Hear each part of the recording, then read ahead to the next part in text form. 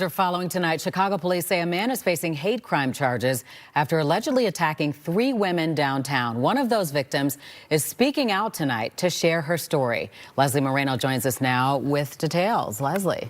Tanya, that victim says it was a very traumatizing experience, but what hurts the most is that there were several men around, and she says no one stepped in to help.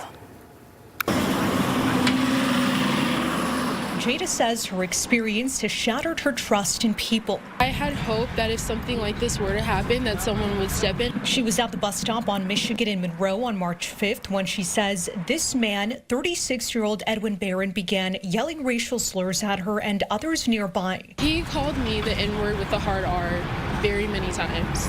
Yes, and he was like, "You black people, where are your guns at?" Moments later, she says he charged at her and struck her. He hit me on my arm and then tried to push me in the street. He did push me a little, but I didn't get too far in.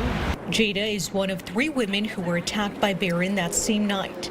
According to court documents, another 24-year-old woman claims he struck her in the head, and a 21-year-old woman says he pulled her hair.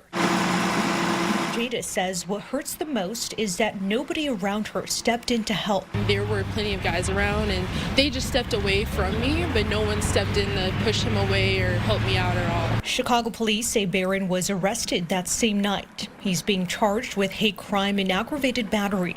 In a statement, Care Chicago said, quote, "Violence targeting women and fueled by racial hatred must be rejected unequivocally.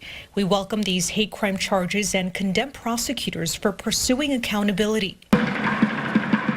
Barron has an extensive criminal history. Other charges include retail theft, criminal trespassing, burglary, and domestic battery. He clearly wasn't in his right mind, not that I condone his actions, but to the people who were around me and the people that looked like me that were also being called these things and saw him charging me, I'm very disappointed.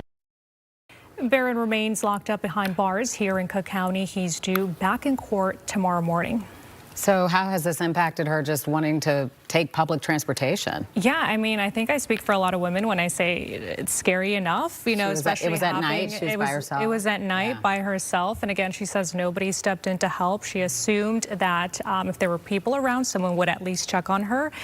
She says she's already a really vigilant person. She takes public transit very often, you know, to and from work. And she's going to try something new. She's going to try to take different routes, hopefully, so she doesn't run into the same person or something like that happens again. Yeah, very scary.